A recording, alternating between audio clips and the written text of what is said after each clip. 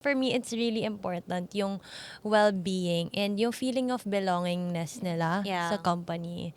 Although I do understand na mas nakakapagod naman talaga ang Biyahe. on-site Commute days and and commute. traffic. Yes, especially ngayon, Vermont. So, Welcome to the yeah, knowing how Philippines. to balance it and syempre as the parang leader of the organization, parang making sure na syempre hindi ko naman control yung mental health nila. But if there are things na I can do to improve yung culture ng company, Yeah. to make them feel belonged and healthy as much as possible. Wala namang perfect work environment, but healthy as much as possible.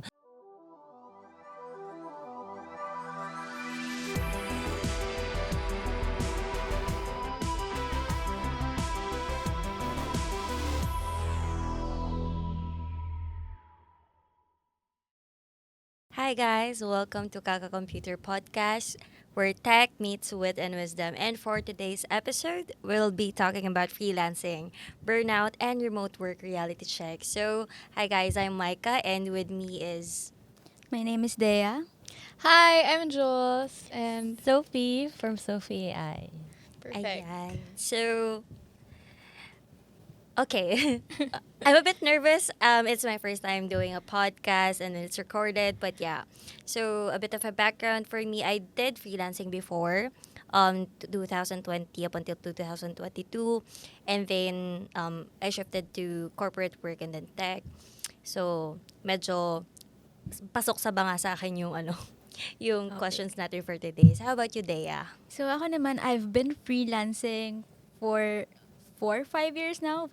Eventually, since I started working, I've been doing freelancing. So yeah, very on point for me yung topic natin na burnout and remote work, especially since yeah, for most of us freelancers, you're working alone, and like that's the biggest part of being a freelancer is for you to work alone. So yeah, that comes with reality check then talaga and burnout. How about you, Jules? Hi, so I'm Jules. I'm a fourth year student, but I've been freelancing for as early as I can remember from way back high school. I was doing like yung proofreading for research, ganyan, editor. And then during the pandemic, parang uso nun yung invitations, yung mga Yeah. pubs, anything Canva can do. Yeah, definitely. And then I went through some startups, and then now I'm at my third internship na sa corporate naman na company. So yeah, I've had my time sa freelance. Never again, charot. And also, maybe like I have had a lot of time parang experiencing burnout and like being totally drained, like losing focus. So I think this is really parang relatable to me, and I'm sure a lot of people can relate to it as well. So how about you, Sophie? Ako siguro coming from the other side naman. So since I have my own startup, I do hire freelancers. So other perspective naman for me since I don't have experience on freelance per se, but I do work with a lot of freelancers. Okay.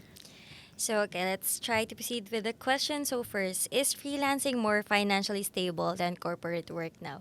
Okay, so I think this one I'm gonna be the one sharing since I've had both sides. So, initially, I started with freelancing and I would say, mas malaking earning potential niya talaga.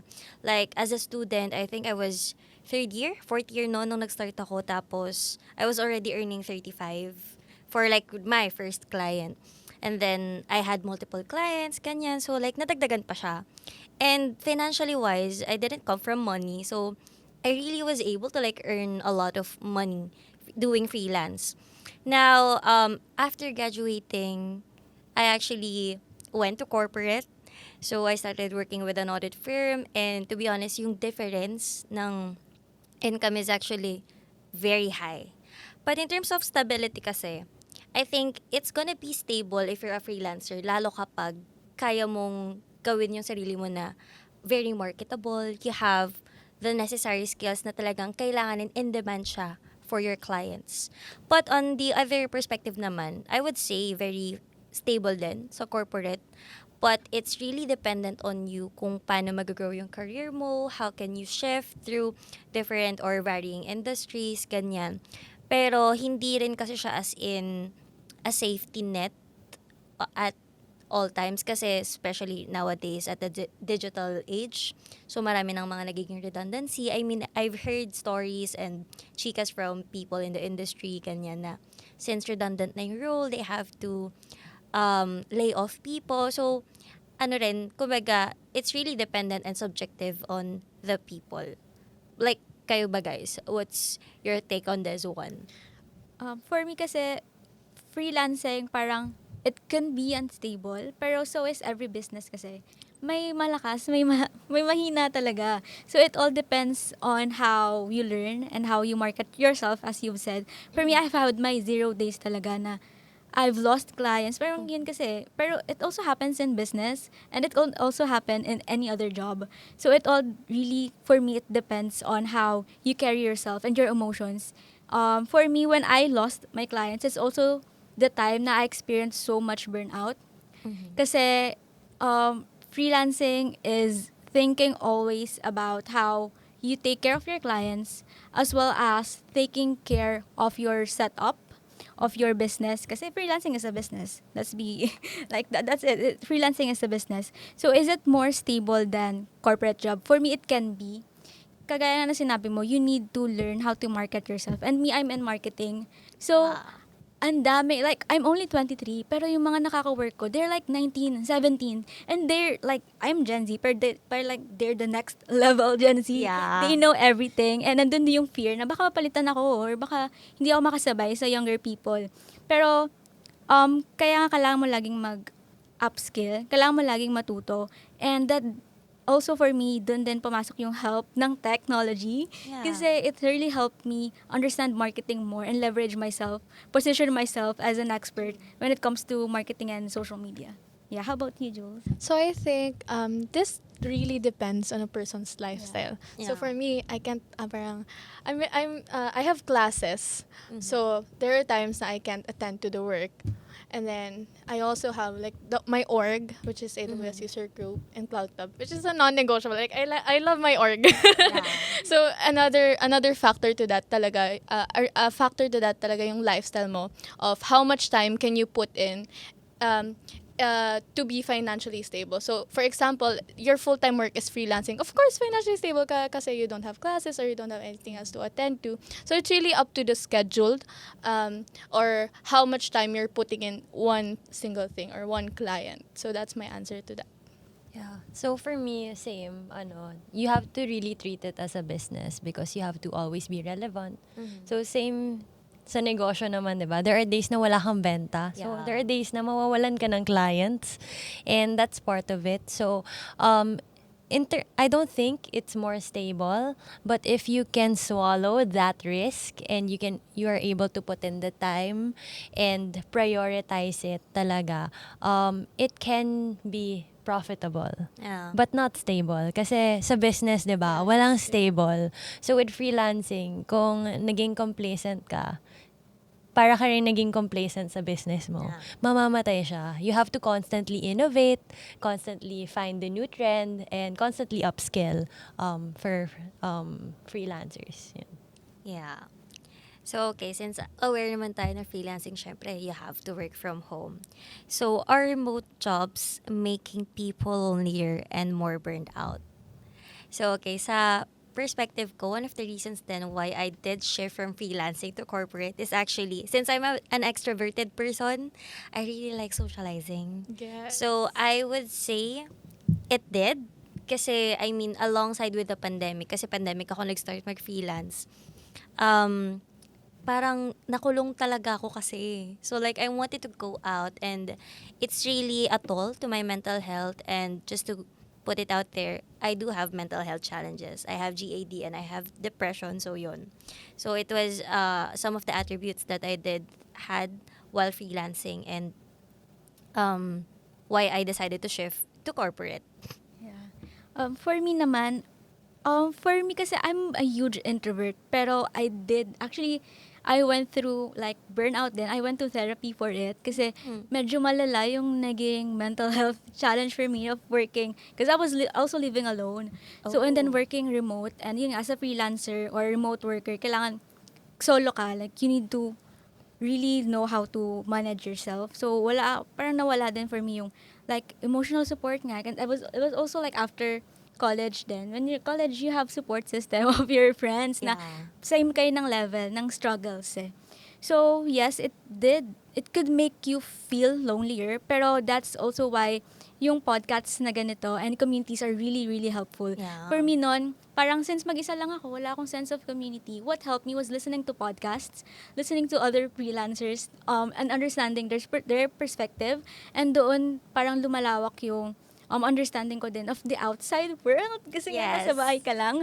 So, yeah, it can make you feel lonelier and more burnout. Kaya, for me kasi, burnout is also from your mental health. And you have to take care of your mental health, like how you take care of your physical health. And part of that is taking care of your social life. So, don't be afraid to ganito, listen to our podcast na para bang chika lang tayo dito. Yeah. Don't be afraid to listen to us. Kung gusto mo sumagot ka din, kahit di ka namin naririnig. Yeah. Don't be afraid to reach out to people kasi you are not as lonely as you think you are. Kasi ang dami nating remote workers talaga na ang hirap makahanap ng same level as us. So ang hirap makahanap ng sense of community, and of course it's part of taking care of yourself. You have to take care of yourself like how you take care of your physical health. Whether you're a company looking for visibility or a community friend who simply wants to support, every contribution helps us keep delivering episodes twice a week, and even more special features. Check out our sponsorship tiers and join us at patreon.com/kakacomputer.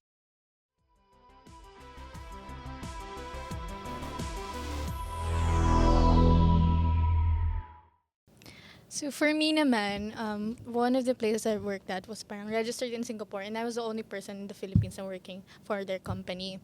So did it make me lonelier? No, because I had other stuff going Yeah. on. So I wasn't really parang on it the whole time, every day, 24/7 ganyan. So it wasn't really that lonely. And also the culture na yung fino-foster talaga. Do they encourage parang games? Do they encourage parang conversations within the team? Ganyan. So it wasn't that lonely talaga as I heard in comparison to some of the stories I heard from remote workers.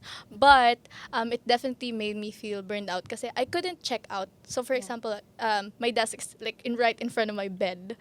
So parang even though I'm at my bed, feel ko parang nasa work setting pa rin ako, Yeah. ganyan. Hindi ko siya maiwan because the space is parang nandito lang din yung office ko, 'di ba? So that, I guess that was what contributed to parang the loneliness or the burnout for me. Okay. How about you? So for me, as humans, we're social beings. So we weren't meant to go through life alone naman talaga. And no man is an island. And naniniwala ako sa saying na if you wanna go fast, go alone. But if you wanna go far, go with people. Yeah.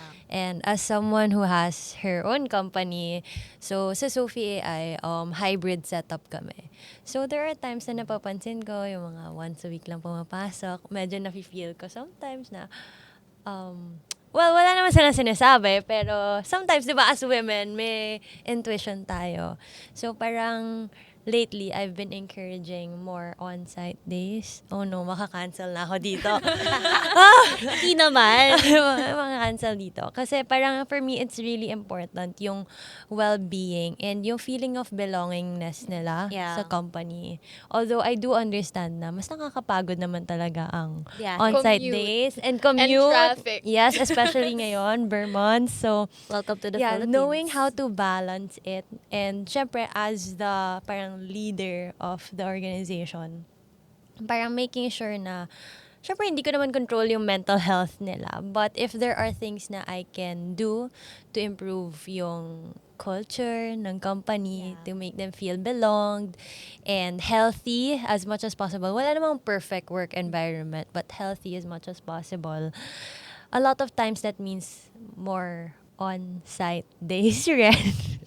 Yan, so, yeah. Hala, naririnig nila to. Yeah, and I think siguro for the last one, this remote work decrease innovation in your Aw. perspective. Ako, I think hindi. It doesn't limit or it doesn't decrease innovation kasi I think yung birth ng ideas or ng innovative, creative ideas that we have as human beings is not limited to where we are. So, very subjective siya. Kasi parang ako kahit naman nung nag-work from home ako, I still have these ideas how to improve processes. I mean, medyo nasa side, technical side or complex side ako ng audit before and then nag-GRC ako. So parang hindi naman siya as in madi-decrease or malilimit. I think it's really dependent on how the person approaches it, ganyan. So ikaw, Dea. Sa akin kasi parang it was right after college nung although I only studied college for 2 years. So parang it was right after having a community na nag-work ako mag-isa. And syempre sa college, ewan ko sa inyo, parang dun talaga yung group teamwork tayo dyan. Review, minsan pati sagot, Yeah. tahan. Teamwork. Teamwork yan. So, nung mag-isa na ako, na-challenge talaga ako. And I think it made me more innovative. Kasi mag-isa na lang ako, sino tatanungin ko? Client ko, tanungin ko ng... Yeah. tanungin ko si client ko, anong gagawin ko? Ako nga yung solution. So, it made me more innovative kung paano yung gagawin ko. And actually, that's how I also learned automations and the marketing side and the That's social nice. media side. Kasi you need to be more efficient and yeah, work faster and work better. And wala ka na matatanungan. And yeah, you have the internet as help. Yun nga, nasa internet na din kasi lahat ng sagot. So, you have to be self-reliant. So, for me, remote work made me more innovative since you're completely alone, but you do have the internet and technology to help you naman. And and making more innovations on how to make your job better. So for me naman, my take on this is as a Gen Z, parang in my head, there's always an easier, lazier way to do stuff. Yeah, I would say yes. So remote work totally helped me naman with parang implementing those stuff kasi I didn't parang mas mabilis siya na I can do it at home, ganyan, tas to try things out. So the lazy things na parang for example reading about new tech tools that I can use. So I think for me remote work helped my laziness find more innovation and automate stuff. I think that's my answer. For me, I'm 50-50 on this actually. Kasi for me, I love learning from people. And okay, I was homeschooled for the first 17 years of my life. So, hindi siya remote work, pero remote studying. So, I didn't learn from teachers. I had to learn things on my own. Similar to what you guys shared. Diba? Na parang, okay, dahil wala ka matatanungan, I have to learn it on my own. And we live in a day and age where all the information is at the tip of our finger Yeah. tips, diba? So, possible, yes. When you say na, okay, kahit remote ka, mag-isa ka, you're still innovating, you're still upskilling. I feel like I turned out okay naman, even if I was homeschooled for 17 years. Pero at the same time, there's also a different wisdom and beauty when you learn from people. Yeah. And we're not just talking about technical skills. When you talk about innovation, you're also innovating yourself, diba? Yes. You're constantly reinventing yourself. Kaya super ganda yung shinare ni Drea na, yes, right now she's working remotely, mag-isa siya, but she has a community. Yeah. And you too with your orgs. So, parang the danger of remote work is isolation. Yeah. And yes, you can learn faster by yourself, but you can't, it's not sustainable to be alone. Yes. So parang if you're having a remote job, make sure na you're surrounding yourself with people that will pull you up. So you mentioned your community, and ako rin sa company namin, I make sure, well, I hope I'm making sure. Yeah. I hope na I make sure na okay, every member learns from each other. So okay, may idea ka, share, i-echo mo yan sa buong team. Huwag kanya-kanya. And that's why we're also here, diba? Sa Yeah. podcast. We're having a conversation na other people can learn from. It may not be highly technical, pero yung nuggets of wisdom na you get from people, it's still different. So, having that balance. Kasi you also need, kaya hybrid gusto ko, sweet spot siya. Kasi you also need time to figure things out yourself. But there are times na, okay, brainstorm, mag-clash tayo, mag-away tayo sa ideas. Tapos mas refine siya. Because that's where innovation comes di ba? Yes. From clashing ideas, inputs ng iba.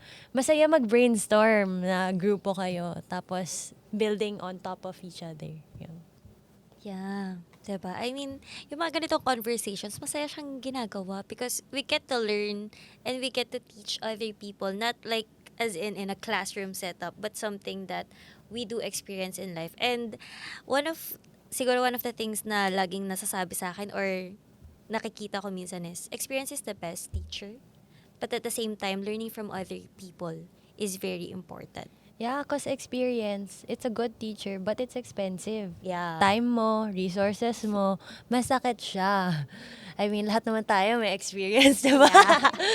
Ayun. And dagdag ko lang, when you're with people, there are things na you don't learn, pero namimimic mo or nakukuha mo pala. That's why it's important to surround yourself with good people. So parang, okay, I'm working on, let's say, my graphic layout. Tapos nakikita kita doing your sales pitch. Kahit I'm working on something else, napipick up ko yung, okay, ano yung discarte ni Jules sa mga ganyan. So, sometimes you're learning without actually realizing it. And a lot of times, things are caught, it's not taught. Yes. Diba? It's always about modeling rin. Yeah, I think that's a great way to wrap up this episode. I definitely learned a lot. And especially as someone, I think I'm the youngest in this group. So it was really, really parang a lot of lessons. And yun nga, nabanggit ni Sophie na it wasn't meant to be that way. Pero just Yeah. hearing your experiences really helped me learn a lot. And yeah, I think that's a great way to end this. So Thanks to our sponsors, Tutorials Dojo, Young CTO, Amazon Web Services User Group Philippines, Facebook subscribers. On to our next video topic.